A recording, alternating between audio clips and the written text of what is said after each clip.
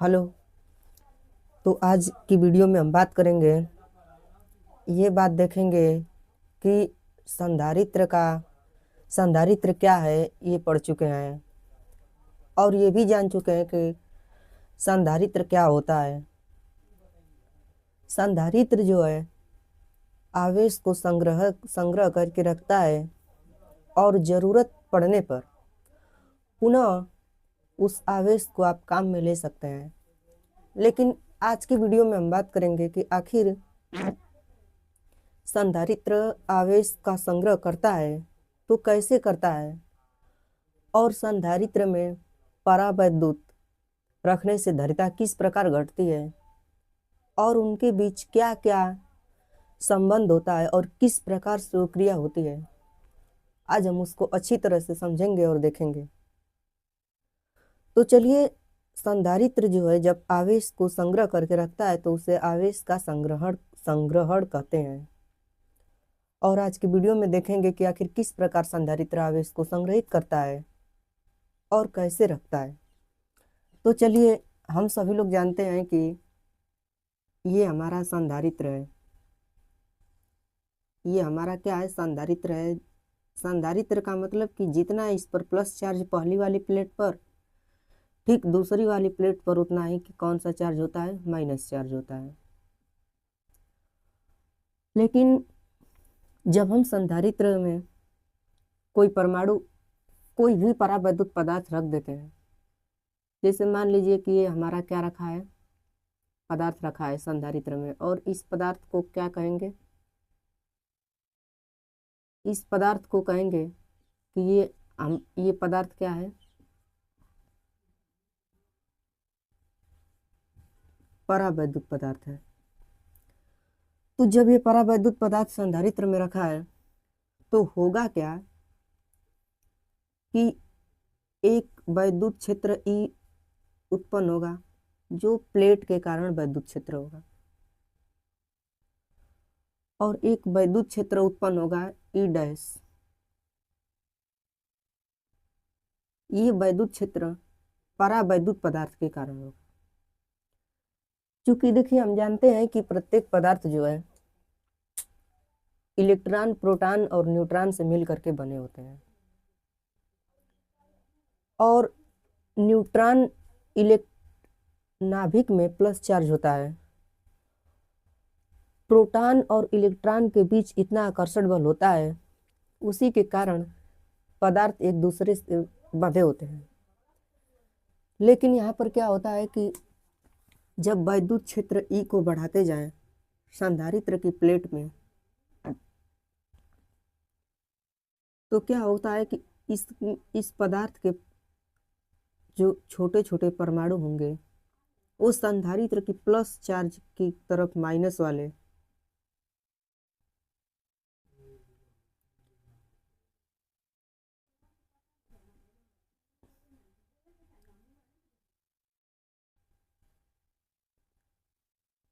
और minus charge की तरफ प्लस वाले, संधारित्र की प्लेट के प्लस चार्ज की तरफ माइनस वाले और संधारित्र की प्लेट के माइनस चार्ज की तरफ प्लस वाले परमाणु अलग अलग क्या होते हैं कि इधर उधर इन परमाणुओं में कुछ क्रिया होती है जिसके कारण इसके अणु बट जाते हैं, और इस प्रकार एक वैद्युत क्षेत्र ई डैश का निर्माण होता है। और इसी प्रक्रिया को हम कहते हैं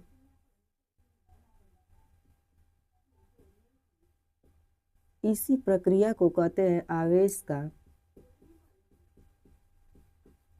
संग्रहण। अर्थात आवेश का संग्रहण का मतलब ये होगा कि परावैद्युत पदार्थ में परावैद्युत पदार्थ के अणु जो है उनमें माइनस चार्ज संधारित्र के प्लस प्लेट की ओर और प्लस चार्ज संधारित्र के माइनस प्लेट की ओर हो जाएगा। इसी प्रक्रिया को आवेश का संग्रहण कहते हैं। और इस प्रकार जो परावैद्युत पदार्थ पर आवेश उत्पन्न होगा इसे हम कहेंगे ध्रुवण आवेश। तो चलिए हम यहाँ पर क्या कर किए कि आवेश का संग्रहण तो समझ लिए। अब एक आता है भंजक विभवांतर। इसमें एक आता है संधारित्र की प्लेट में भंजक विभवांतर। तो चलिए हम एक बार भंजक विभवांतर को भी समझ लेते हैं। भंजक विभवांतर एकदम आसान चीज है। अगर ये संधारित्र का प्लस चार्ज है और ये माइनस प्लेट है, तो इसमें कोई परावैद्युत पदार्थ रखा गया है। तो परावैद्युत पदार्थ में जो छोटे छोटे अणु होंगे तो इधर माइनस हो जाएंगे और इस तरफ प्लस चार्ज विसरित हो जाएंगे। अब संधारित्र की प्लेटों के बीच विभवांतर भी बढ़ाने पर इस संधारित्र की प्लेट को आवेश देंगे तो संधारित्र की प्लेट का विभव बढ़ता जाएगा, बढ़ता जाएगा, बढ़ता जाएगा। अब देखिए यहाँ पर संधारित्र को आवेश दिया जा रहा है तो विभव संधारित्र की प्लेट का बढ़ता जाएगा। फिर क्या होगा कि एक ऐसी प्रक्रिया आएगी कि जिसमें और अधिक मात्रा में आवेश बढ़ाने पर इसके अणु परावैद्युत पदार्थ के अणु तनित हो जाएंगे और अणु टूटना शुरू कर देंगे। तो कहेंगे कि टूटने को ही यहाँ पर भंजक के नाम से जाना जाता है। अर्थात वह जितना विभव बढ़ाएंगे भी तो अणु टूटना शुरू कर देंगे। तो वही कहेंगे कि वह अधिकतम विभवांतर जिस पर परावैद्युत पदार्थ के अणु टूटना शुरू कर दें या भंजक होना शुरू कर दें तो उसी को हम क्या कहते हैं, भंजक विभवांतर के नाम से जाना जाता है। देखिए यहाँ से कंडीशन निकल कर आता है कि अगर कोई भी पदार्थ को तोड़ा जाता है तो संधारित्र का उपयोग भी किया जाता है। अब जैसे मान लीजिए इसमें कोई पदार्थ रख दिए और संधारित्र में आवेश देंगे तो इसके अणु माइनस चार्ज प्लस चार्ज की ओर और प्लस माइनस चार्ज की ओर होंगे। तो इसमें आवेश का संग्रहण होगा। फिर उसके बाद और अधिक विभव बढ़ाने पर ये पदार्थ परावैद्युत ये इतना तेजी से इधर खींचे आएंगे और ये माइनस प्लस आकर्षण इतना तेज होगा इधर और इधर आकर्षण इतना तेज होगा ताकि ये पदार्थ टूटना शुरू कर देंगे। तो वह अधिकतम विभवांतर जिस पर ये टूटना शुरू कर देंगे उसी को हम क्या कहेंगे, भंजक विभवांतर के नाम से जानेंगे। तो इसको हम क्या कहते हैं,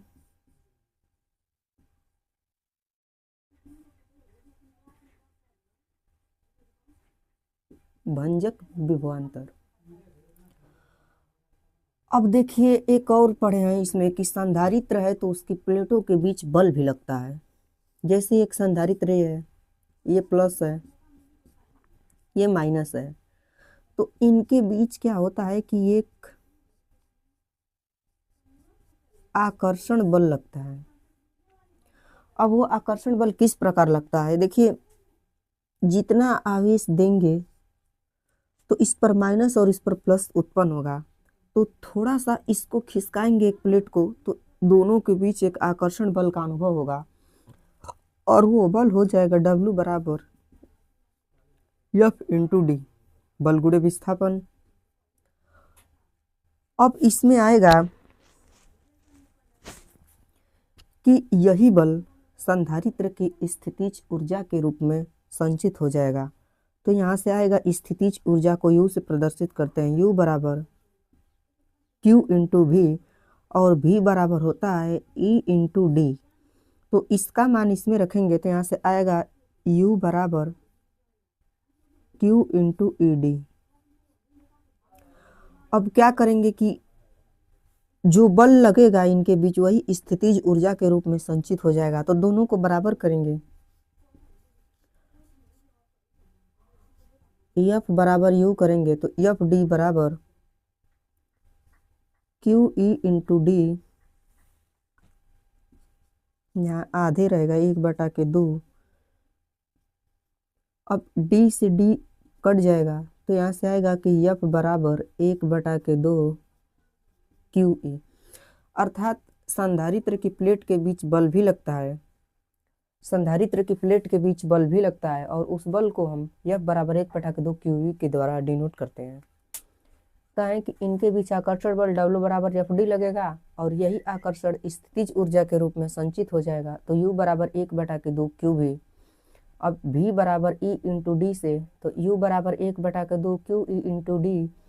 अब यही बल स्थितिज ऊर्जा के रूप में संचित हो जाएगा, इसलिए यहाँ पर दोनों को बराबर करेंगे तो D से D कटेगा, तो यहाँ पर 1/2 QE आएगा। अब देखिए यहाँ पर हम समझ लिए कि आवेश का संग्रहण क्या होता है, भंजक विभवांतर क्या होता है और संधारित्र की प्लेट के बीच बल लगता है। अब थोड़ा सा समझेंगे संधारित्र के संयोजन के बारे में। तो हम जानते हैं कि सर्किट को दो प्रकार से संयोजित कर सकते हैं, एक श्रेणी क्रम और एक समांतर क्रम। अब कक्षा 10 में पढ़ चुके हैं बाकी की श्रेणी क्रम और समांतर क्रम क्या होता है। यहाँ केवल हम फार्मूला सिद्ध करेंगे संधारित्र को श्रेणी क्रम और समांतर क्रम में जोड़ने का। तो देखिए मान लीजिए कि ये हमारा संधारित्र है, प्लस माइनस, फिर ये प्लस, फिर ये माइनस, फिर ये प्लस, फिर ये minus, plus minus, plus minus, plus minus. देखिए यहाँ पर क्या किया गया है कि 1 2 2 3 संधारित्र है। तो जब यहाँ पर 3 संधारित्र है तो इसमें ये संधारित्र श्रेणी क्रम में जोड़ा गया है। किस क्रम में जोड़ा गया है? श्रेणी क्रम। तो चूंकि श्रेणी क्रम में देखेंगे तो आवेश एक ही होगा, विभव सबका अलग अलग होगा। तो देखिए जो अलग अलग होगा उसी को कैलकुलेट करेंगे। तो यहाँ से V बराबर हो जाएगा टोटल विभव V1 plus V2 plus V3। क्योंकि आवेश नहीं, एक इसमें क्या होगा कि आवेश अलग अलग होगा, विभव एक ही होगा, तो इसलिए यहाँ से आएगा Q बराबर Q1 plus Q2 plus Q3। अब यहाँ से देखेंगे कि V बराबर होता है Q बाई C। अब Q बराबर C इंटू V, तो Q बराबर C इंटू V से यहाँ पर रखेंगे तो आ जाएगा कि C इंटू V बराबर C1V plus C2V plus C3V। विभव एक ही होगा, आवेश अलग अलग होगा इसमें। अब यहाँ से आएगा कि CV बराबर V को कॉमन कर लेंगे तो आएगा C1 plus C2 plus C3। V से V कटेगा तो C बराबर C1 plus C2 plus C3। अर्थात कहने का मतलब ये हुआ कि यहाँ पर कहने का मतलब ये हुआ कि श्रेणी क्रम में संधारित्र को अगर जोड़ेंगे तो इसमें क्या होगा कि आवेश अलग अलग होगा, विभव एक ही होगा। अरे इसमें क्या होगा कि विभव अलग अलग होगा, आवेश एक ही होगा। तो यहाँ पर Q1 plus Q2 plus Q3 हो गया। तो चलिए यहाँ तक तो ठीक है। अब बात करते हैं समांतर क्रम की।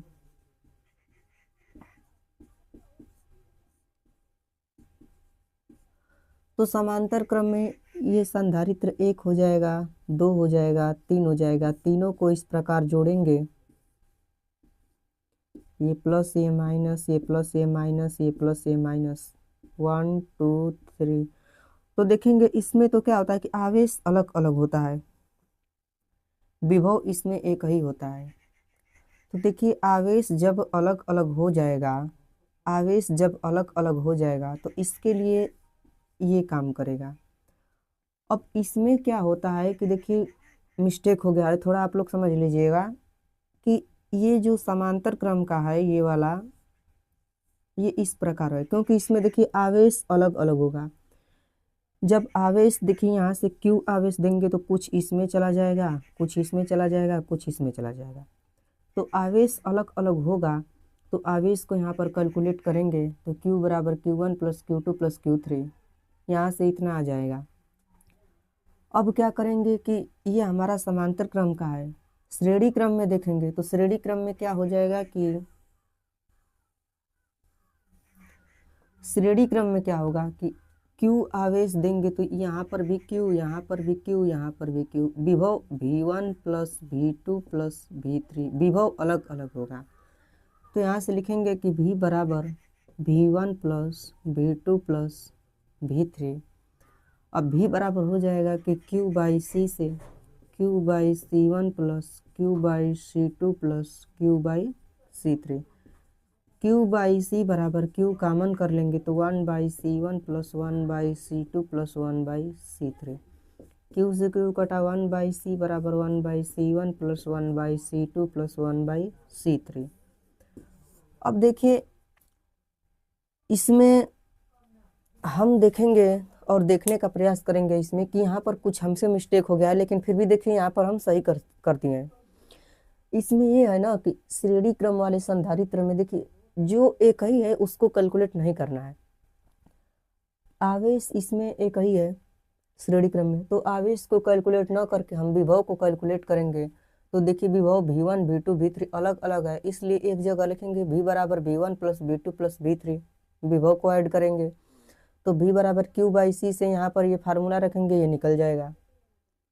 अब इसमें समांतर क्रम में क्या होगा कि Q देंगे तो Q का बंटवारा हो जाएगा, कुछ आवेश इसमें, कुछ आवेश इसमें, कुछ आवेश इसमें। तो अब हम क्या करेंगे कि Q अलग अलग है, इसलिए जो बताए हैं पहले कि जो अलग रहेगा उसी को कैलकुलेट करेंगे। तो Q इसमें अलग अलग है, इसलिए टोटल Q बराबर Q1 plus Q2 plus Q3 करेंगे। Q बराबर C इंटू V होता है, यहाँ से फार्मूला रखेंगे, कॉमन करेंगे, इतना आ जाएगा।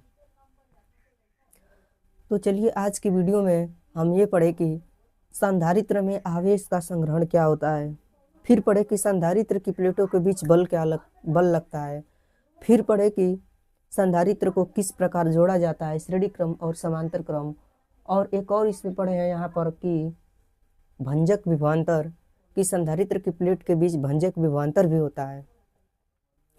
अब देखिए इसमें क्या होता है कि चलिए यहाँ तक क्लियर हुआ, बाकी हम अगले वीडियो में बात करेंगे।